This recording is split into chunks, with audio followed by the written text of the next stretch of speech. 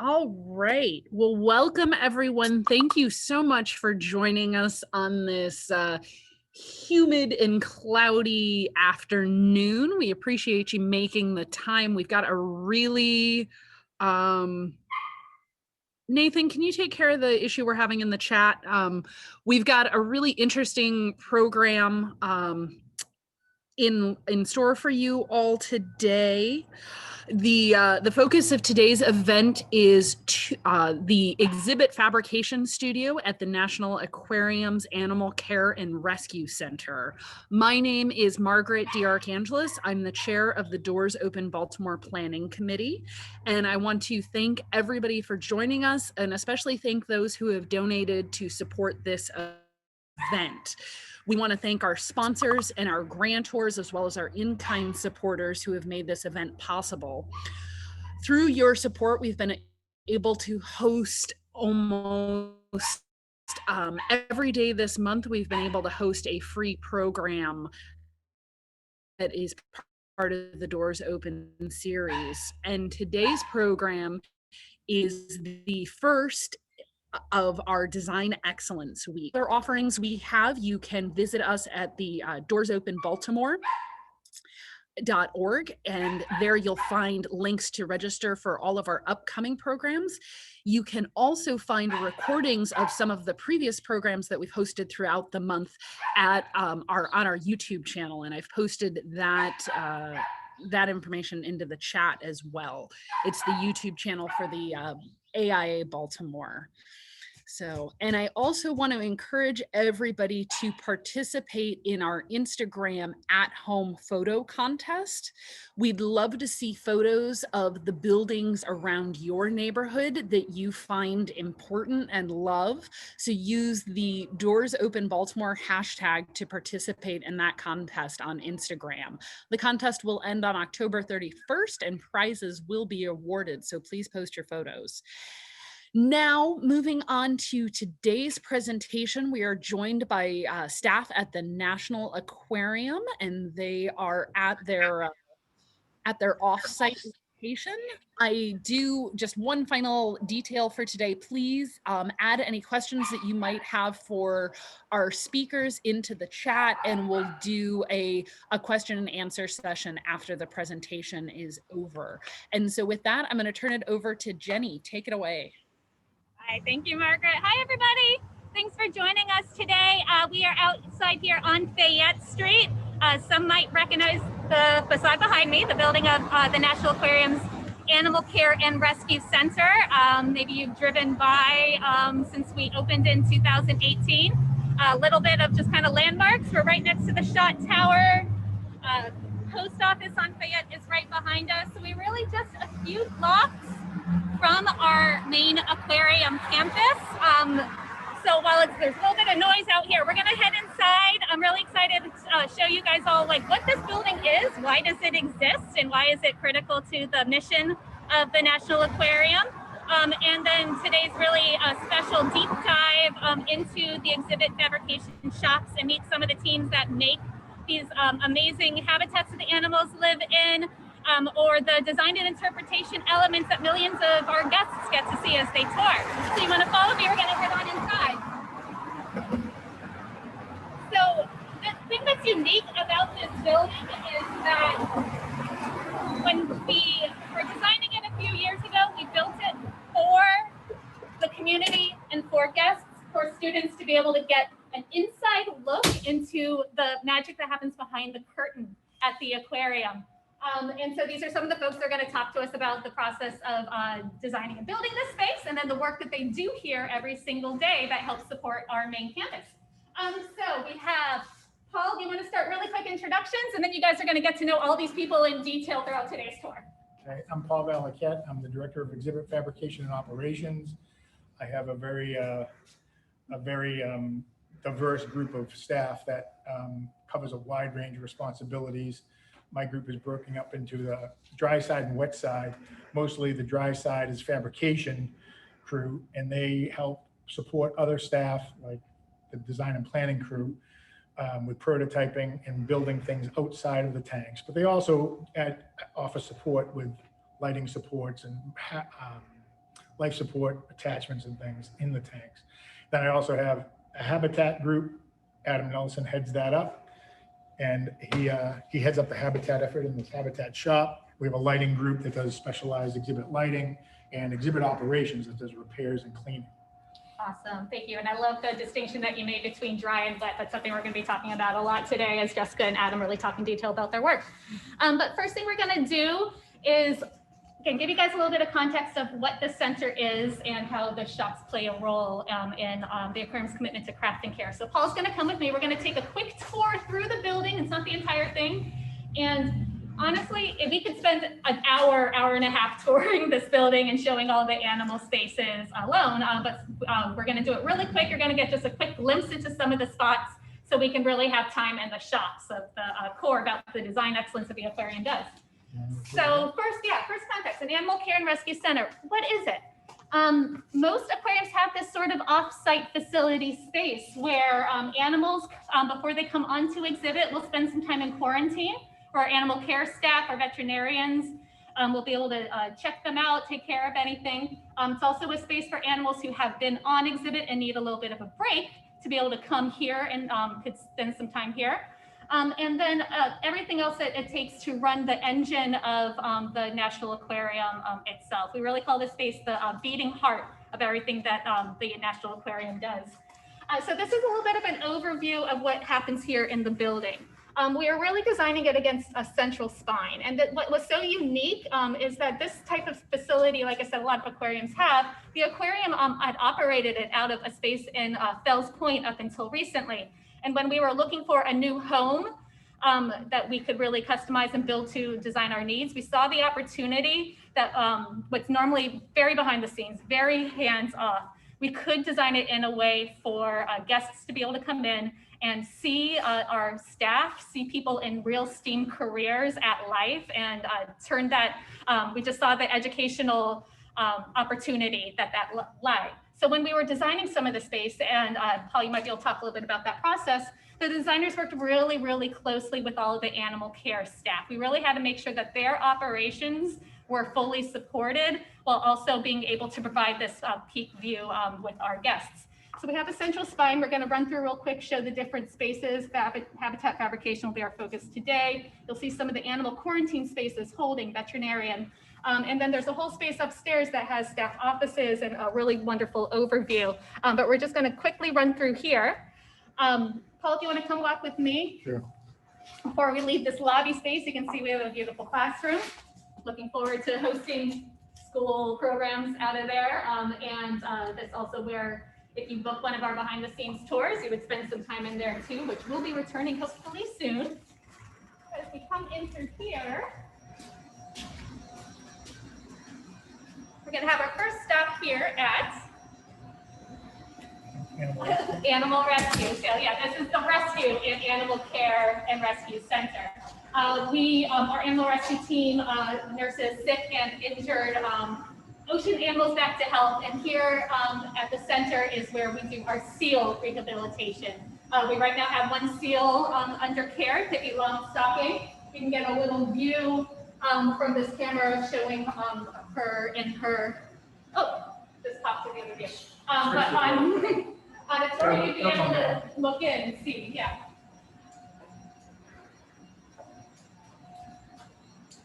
I think we can kind of see her if you peek the camera in. She's out of the pool. She's in her pool, yeah.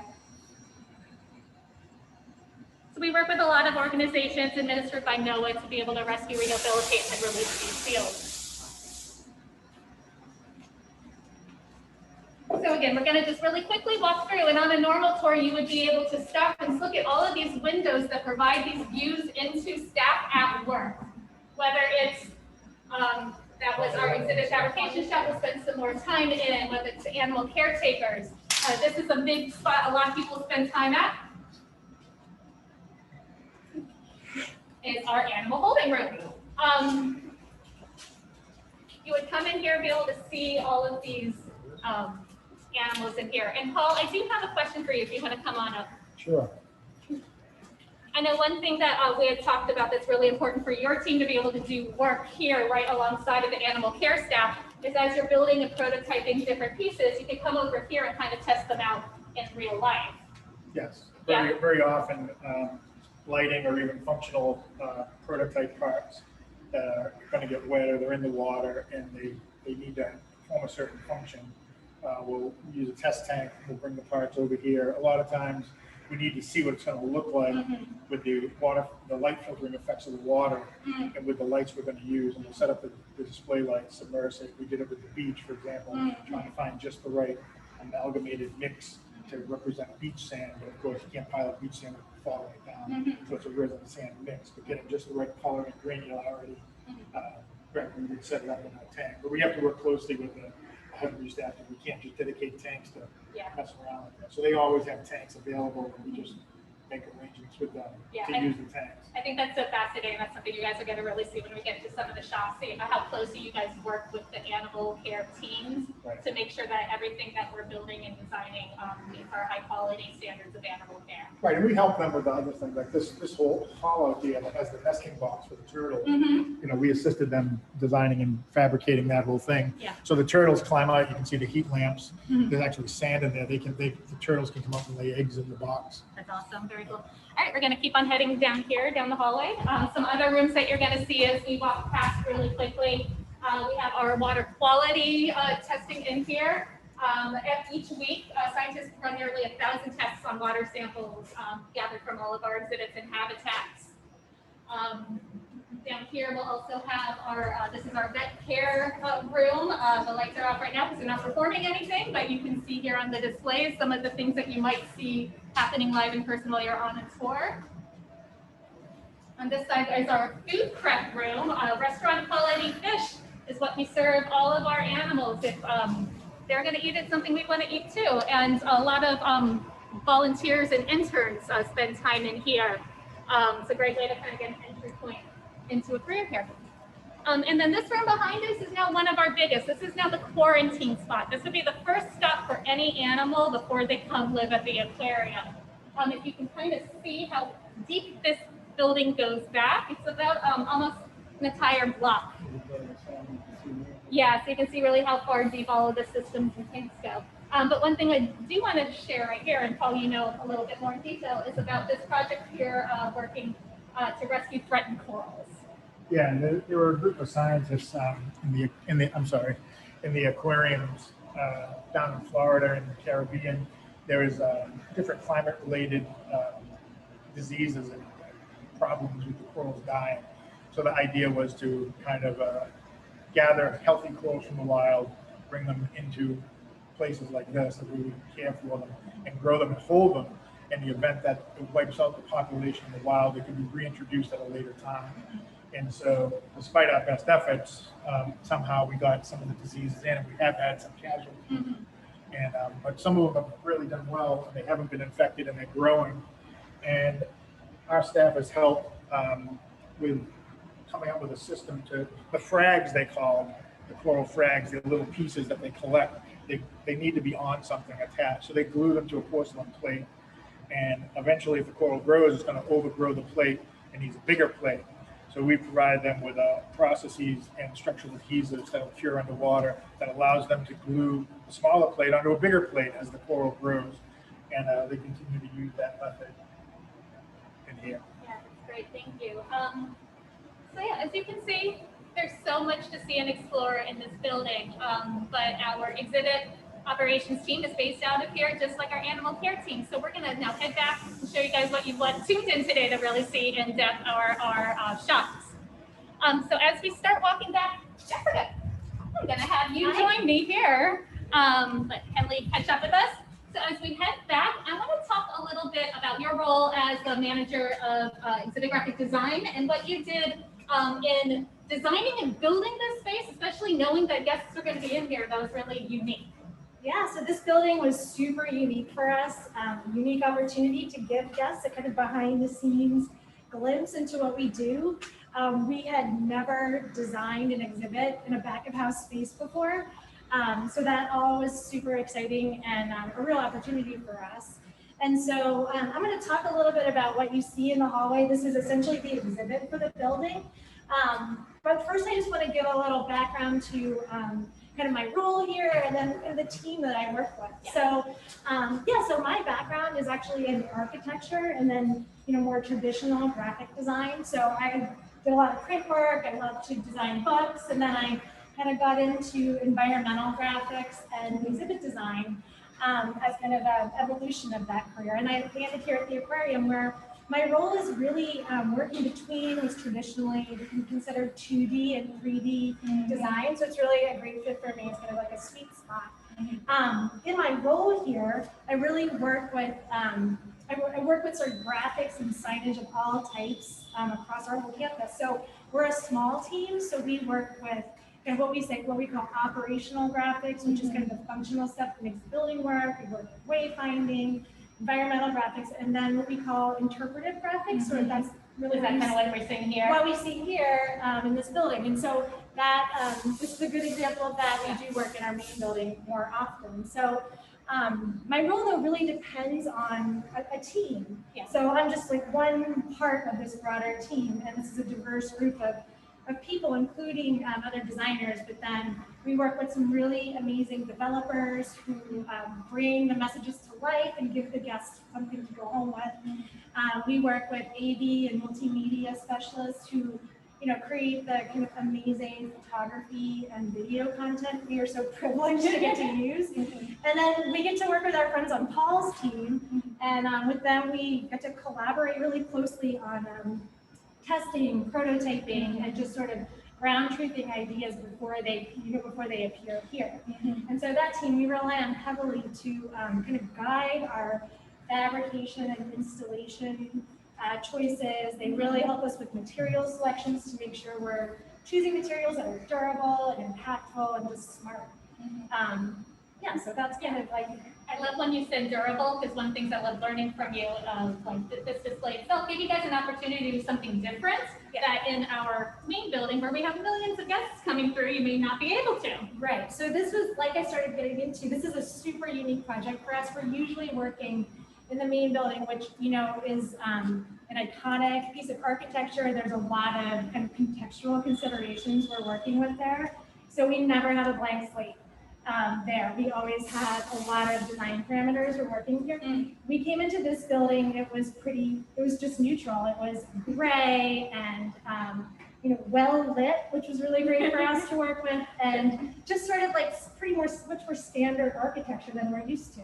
So that was exciting. And then, like you said, this building does not see the 1 million plus visitors that our main building sees every year. And so, the durability concerns just were not in the top, at the top that they usually are, top level that they usually are. So we were able to really explore a broader palette of both, say color, form, materials, and also just like the way we display objects. So it gave us a lot more flexibility. When I think about sort of like the design intent of this space and sort of how we approached it, we really wanted to, while this is definitely a highly curated and edited experience for people who come through the building, we wanted to make sure it still felt authentic, it still felt back of house. And even though, and then we really wanted to create a design that really participates in the sort of working environment in the building. So rather than, sort of just talking about the building, it sort of becomes a part of the building. We definitely wanted to tell the stories of craft and care that go on here. There's some really incredible stories.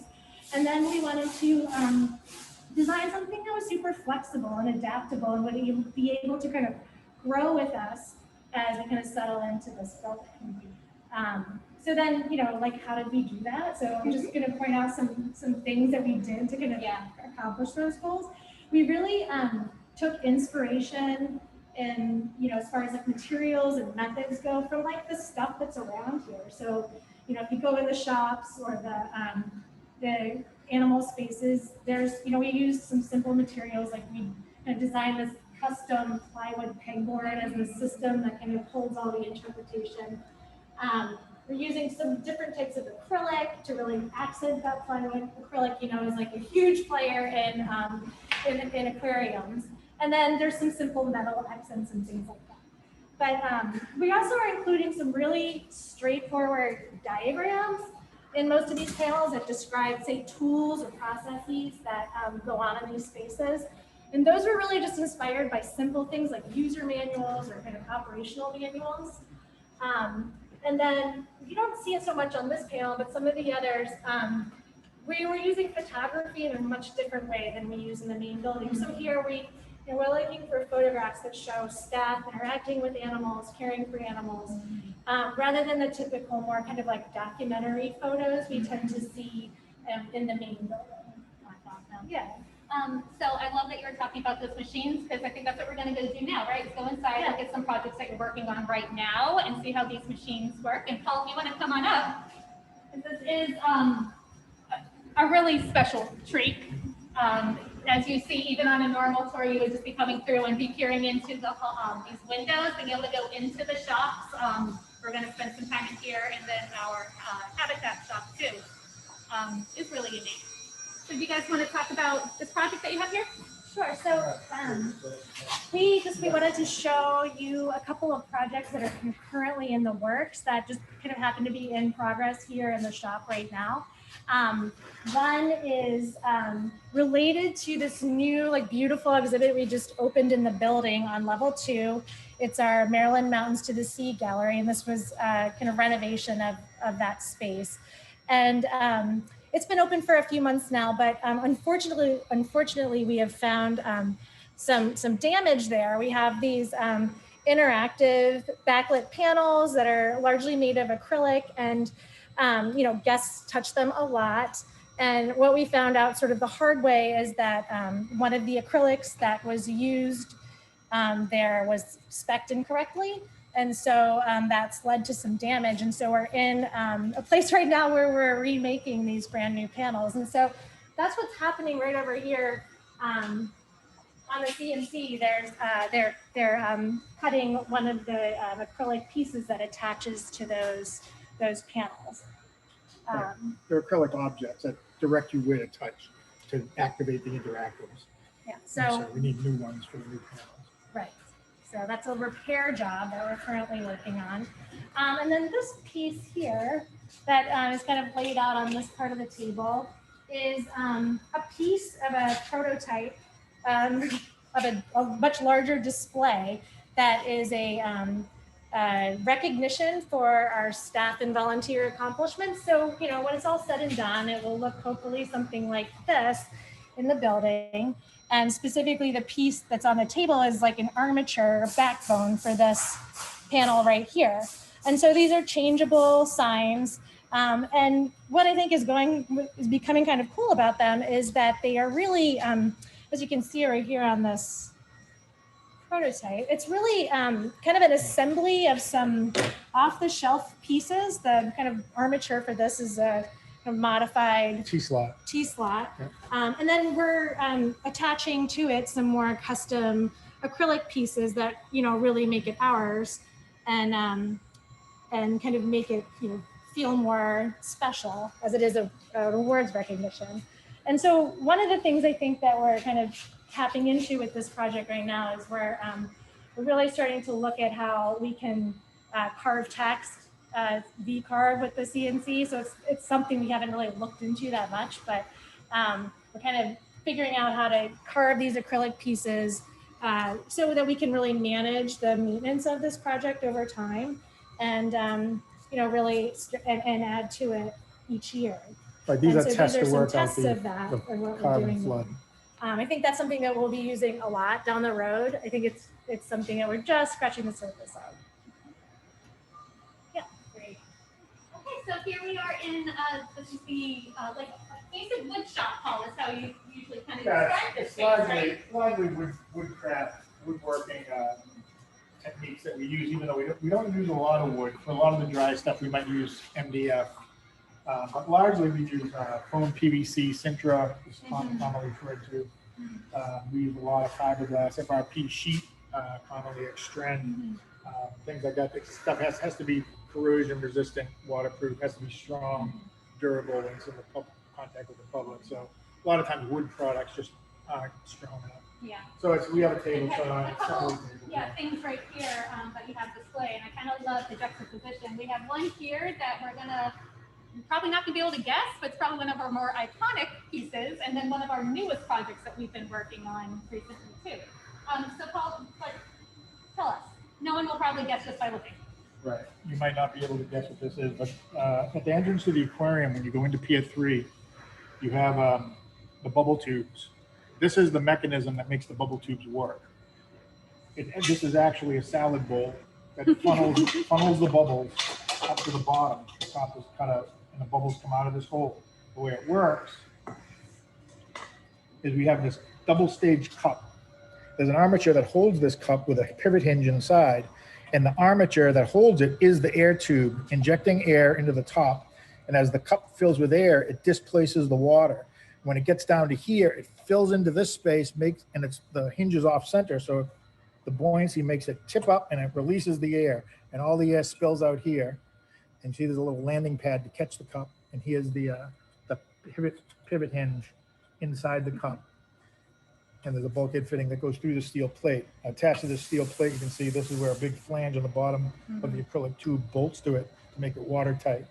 And that's what makes our bubble tubes run you by adjusting the airflow.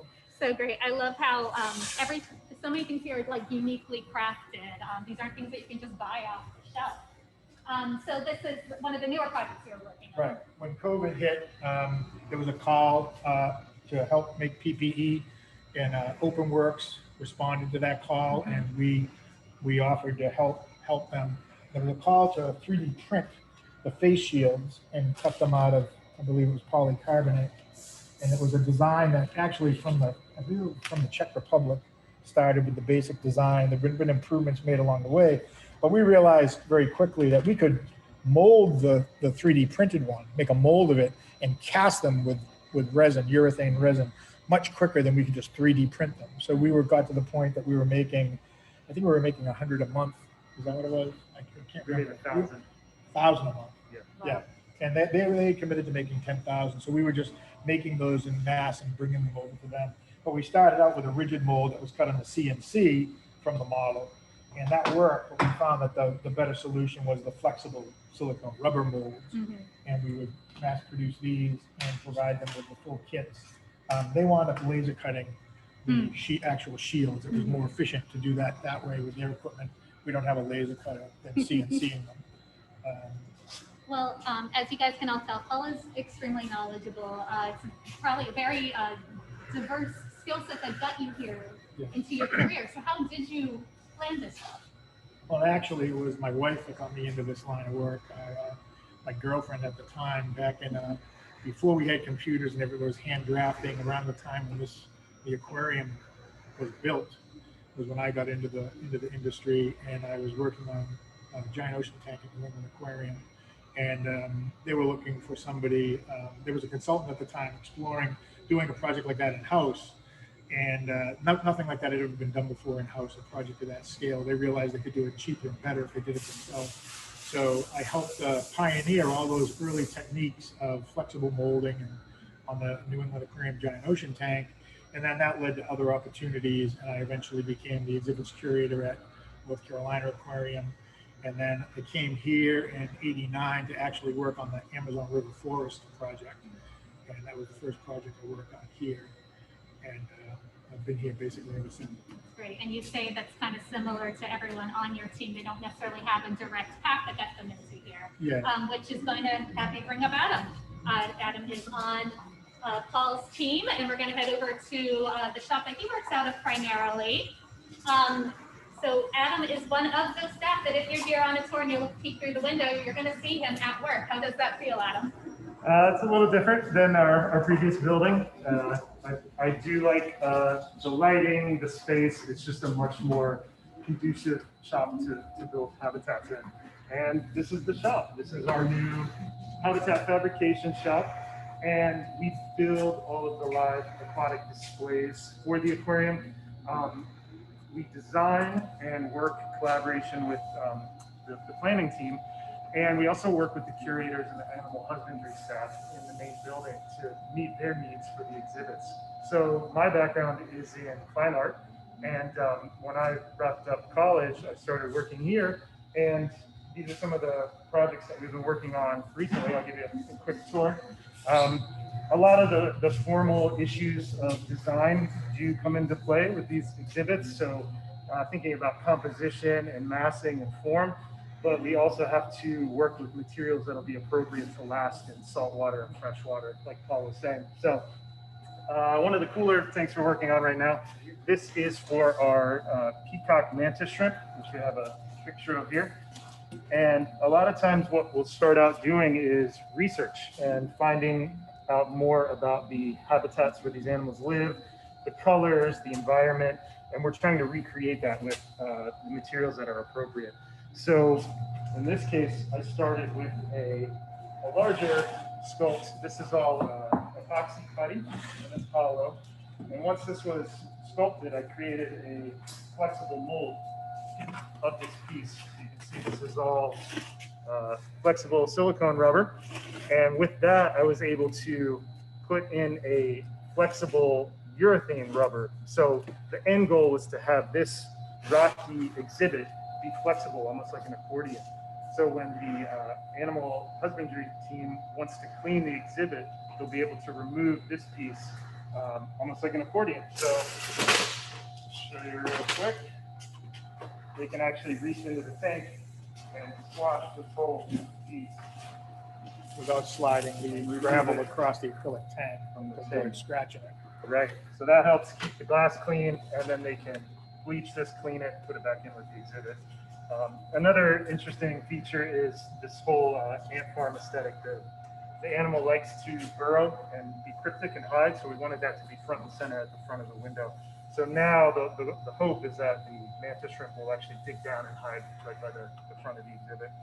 A few of the other exhibits we're working on, this is a taller Caribbean coral assembly.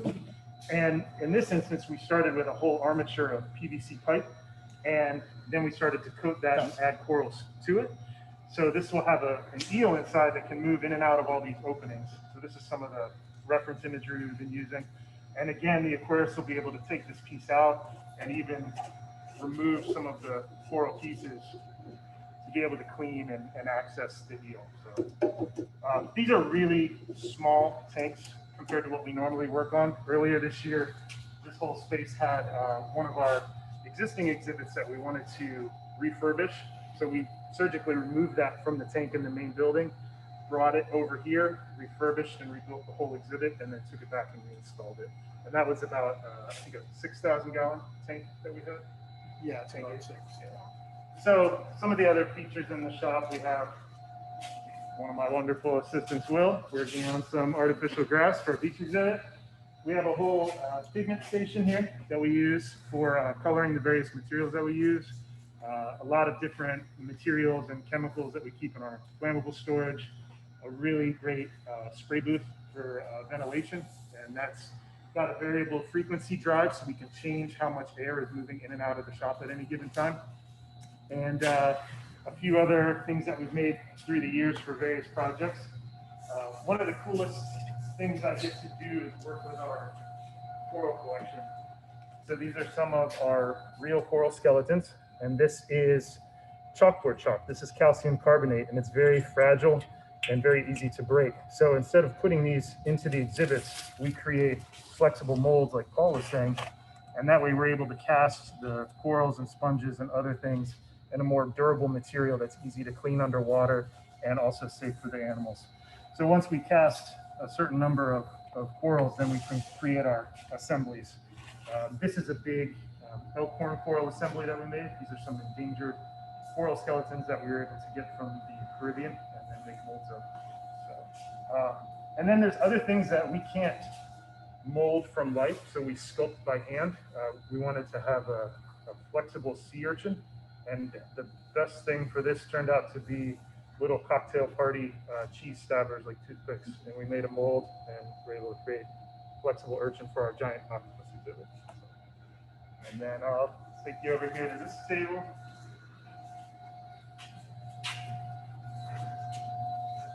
Some other various objects, a mix of molding and casting, and also hand sculpting and hand building. So this is a replacement branch for one of our trees in our Australia exhibit. And this is actually fiberglass rope that we've saturated with a resin.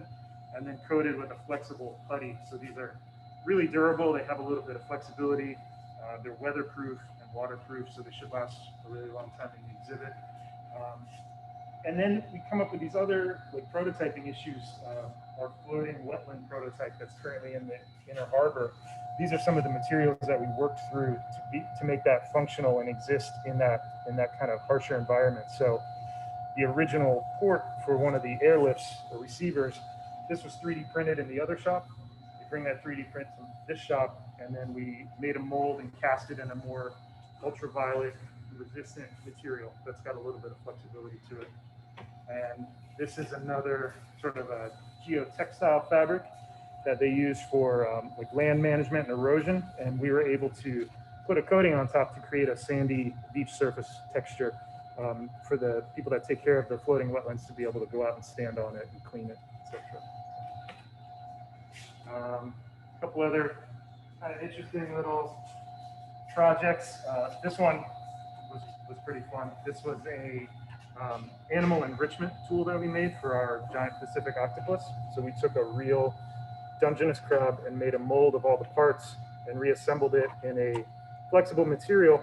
And the enrichment part came in with how we wanted to have some sort of tools inside that function almost like puzzle pieces. So the octopus has to kind of figure out how to open up the crab to be able to get the food that's inside. So we took some of the digitally printed helix screws and nuts and made molds and cast this in a clear resin. So they actually are hidden inside. And then each time we put a crab into the tank, the octopus may encounter this screw or it may encounter one that has a ball and socket joint. So it's always kind of challenging and keeping the octopus engaged. You can see these are some of the other shells, and just part that's really interesting about my job is figuring out the materials and figuring out what works and getting it to look the way it should look, and also making sure that it functions safely in those environments. Other cool things here. This is some artificial cork bark we use to repair a tree. So you can see it's very flexible, and on the back it's just a urethane rubber. So again, it all comes back to that sort of color theory and being able to work with materials to get the effect and the looks that we want. Thank you, Adam. Oh, Jessica, you guys want to slide on up? Thank you guys all. I'm sure we've been having tons of questions piling in throughout the talk. So Margaret, I'm going to let you bring some of them forward so these folks can answer them. But real quick, I just do want to say again, thank you, Doors Open Baltimore. This has been a treat for me, working community programs. So to be able to spend time with some of my talented coworkers and explore this space that again, it's a very unique opportunity to be able to spend so much time in here. And we appreciate the chance being able to show it off to all of you viewers. I will also note that our public tours will be resuming soon.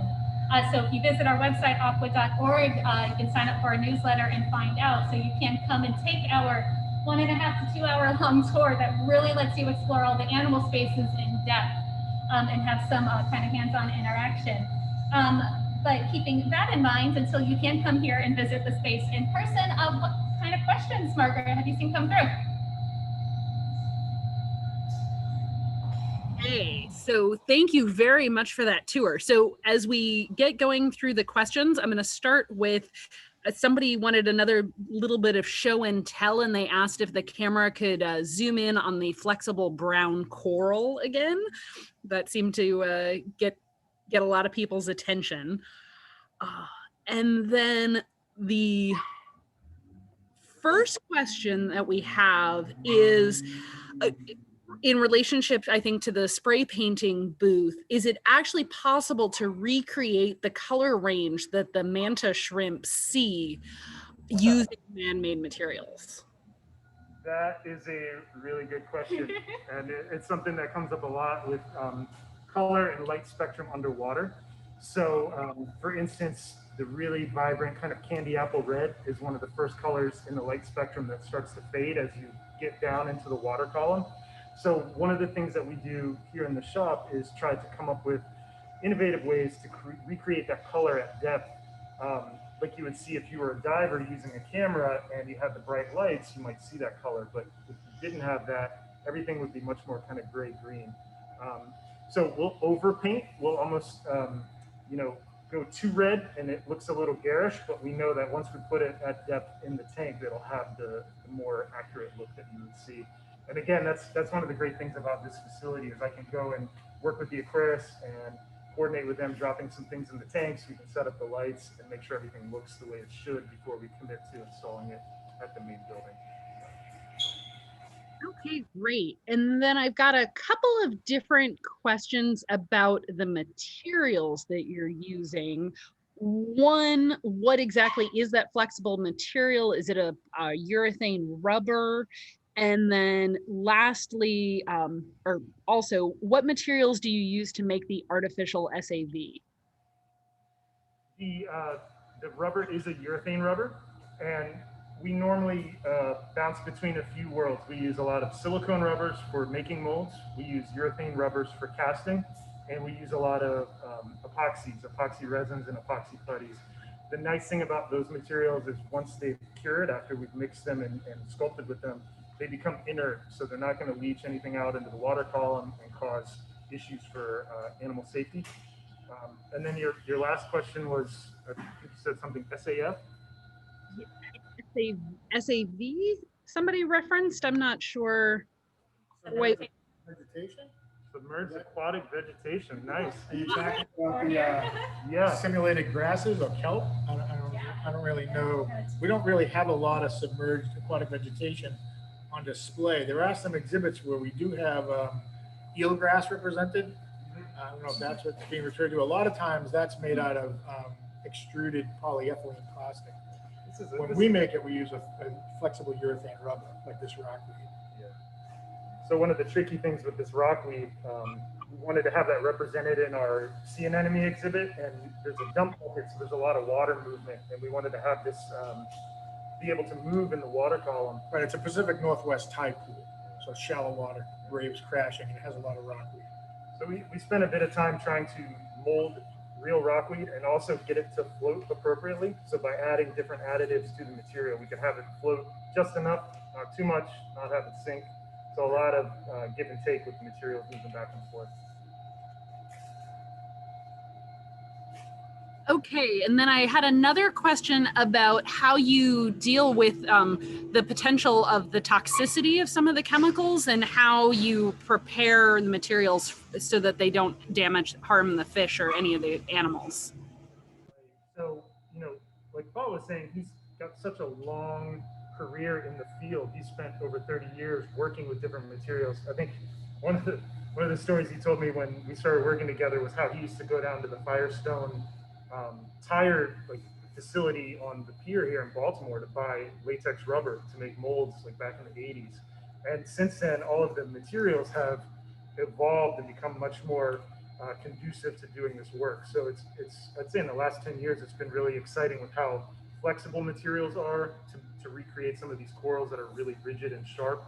And we also have a really great water quality facility here. So we can mix materials, test them, put them in the water, and have them test the water quality to make sure everything's safe before they're introduced to any live aquatic displays where there'd be animals interacting with the pieces. But largely, I mean, the advances in chemical engineering in the past 10 years rivals advances in computer technology. I mean, they've made so many breakthroughs in chemical engineering that a lot of the stuff that we use is, like Adam said, completely inert when it's mixed. It's toxic when it's not mixed, but when it polymerizes, when you mix it, there is no toxic residue. The most dangerous thing is when you're not using 100% solids and you have organic solvents involved, and you get organic solvents leaching. But we try to do our best to make sure that we don't have that situation. So it's a non-issue 90% of the time. If you do have that issue, we just make sure we give adequate cure times to make sure that the solvent flashes off. Okay. Well, are there, in addition to the materials that you've shown us, the artificial things that you've created, are there natural vegetation or coral that goes into the exhibit, or is everything that we're seeing artificial? Well, there's a large blend. I mean, it depends on the exhibit that you're talking about. I mean, like ARF has lots of live plants. And it's also a cohabitation exhibit where you don't just have fish isolated, you have fish, turtles, there's caiman, there's lots of different animals in there. And then you have also live coral tanks where we have two, and they both need some work. But yeah, the occupying tank, for example, we made a substrate similar to this, where it's just epoxy putty coral rock substrate that the aquarists can glue the frags on and let them grow. So we replicate the substrate, which represents the coral rock in the wild, but the actual living corals grow on top of it and eventually overtake it. And that's the look that you're trying to get, that represents what's in the wild. So yes, there is some of that where we blend artificial with the actual live component. It's usually corals and live plants. Right. Yeah, I think with a live coral display, there's a lot more focus and time spent on the composition of that underlying rockwork that Paul's talking about, so that when the coral does grow in, the garden looks the way that you want it to look. And a lot of time spent on the lighting too, just having appropriate lighting to keep the coral alive is a big challenge in an enclosed environment. Right. Another good example of that is the feeding exhibit, octopus anemone in that Pacific tide pool we were talking about, where the octopus exhibit is mostly simulated invertebrates in that tank, for like Adam was saying, the sea urchins. And in the anemone tank, the invertebrates in there are mostly live. And the rockweed is artificial in there because we have live anemones in there mounted on the surface. They just live in there. So that's where we have live anemones that are occupying the rockwork spaces where another tank there may be artificial ones. Yeah, and just to add on to that about the plants, I think in some of our newer exhibits, we're trying to be more direct about identifying plants and seeing them as these really, important parts of these habitats. So if you visit, we've been doing it in the rainforest, for example, those are all, for the most part, live plants there. And as we move to refresh our level 4 ARF exhibit, where I'm going to be identifying the plants in that exhibit that are alive. Great. Well, so you introduced us to, or showed us that the toy that's been created for the octopus, but I also got another question about what kind of consideration needs to go into, say, designing an exhibit for an electric eel. So do different creatures require what kinds of different considerations do they require? Require different considerations. Really They're all thick unique. gloves for the electric eel. A lot of times, things like electric eel, the exhibit is designed more around the perceptions of the visitor. The eel would be happy in a bucket, pretty much. Yeah. He doesn't. They pretty much sit in like a little hole. But people would think we were being mean if we stuck even if the eel was happy as a clam in the bucket, the perception wouldn't be good. But there are animals that they'd be happy in a little tube or, just in a little space, but we give them more space than they actually require. Then there are other animals, of course, that need large spaces, and we give them the largest space possible. That was one of the purposes of the octopus renovation, where we renovated that. We actually put in a new tank, and we designed it such it was the absolute biggest tank that we could actually get in the building and fit in that space. And I wanted being about double the size of the original tank the octopus was in, because they need more room. So yes, I mean we do it as best we can. We try to accommodate the animals' needs or give them more than what they need. All right. Well, everybody, I think, on the call mentioned their background and how they got involved in this kind of work. But we did have somebody asked about opportunities for internships and getting their foot in the door in a field such as this. Yeah, that's a great question. And internships is a perfect way to get started. And as you see, we have such a diverse type of employment opportunities here at the aquarium. So many people think of like an educator or the biologist for animal care, but you can have artists, you can have engineers helping run the pipes, you can have folks in the traditional like administration roles behind the scenes. But volunteering internships is a great pipeline. And one of my favorite is an education program we have with high school age kids. It's an after school summer work study program where they can be with us for all 4 years, really diving into these careers. like exploring issues about the environment that matter to them and turn it into programming to then engage the public. But it's important to note that we currently do not have exhibits and design interns. That is a good The point. interns are with the animal folks. They Sure. intern with them. There are, of course, when you're working in a shop around dangerous tools and chemicals, there's insurance issues there. So there's things that would need to be worked out as far as maintaining a internship program. And I think it would be something that would be beneficial, but it's a lot of work Sure, to set yeah. that up, and we just haven't done it. Right, but definitely lots of internship opportunities Yes, with our video. we get that video and asked that question all the photography, our time. graphic design teams, yeah. Yeah, you bet. We take interns on the design team. Okay, great. Well, I have run out of questions in the chat. If anybody else has a pressing question that they'd like to ask you, now is your opportunity to pop it in there.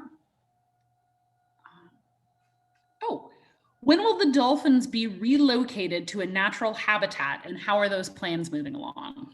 Question for somebody who's not here. It is, yeah. And obviously, a lot of our plans and progress on that project have been subject to so many things this year. On our website, we do have a site that has news updates over time. I think we're preparing some new ones that might come out soon. So really expect to check out our website to see what's most up to date. And hopefully soon we'll also have a little bit of progress on the timeline. All right, and then I'm going to take these last two questions. The first one is, what are the names of the octopuses that you guys have? And secondly, what kind of crabs are out on exhibit? Like Latin names or names like the names the aquarists gave them? I think the names that you all gave them. Yeah, I don't know that. We have to have a husbandry person because they're the ones who named them. Cordelia, wasn't one named Cordelia? We had Tallulah, There was Tallulah. Tallulah. Killian. Yeah. It's been a few. Okay, and then, all right. Yeah, I think that takes care of all of the questions that we have for today. So with that, I will thank all of you for joining, everyone who joined the Doors Open program, and to our presenters today. We thank you very much.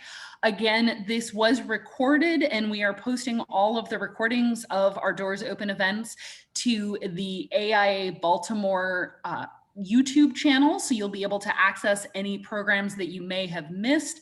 And we still got about another week and a half worth of upcoming events. So check out the doorsopenbaltimore.org webpage to find out what events you can still register for. So thank you. Bye, everybody.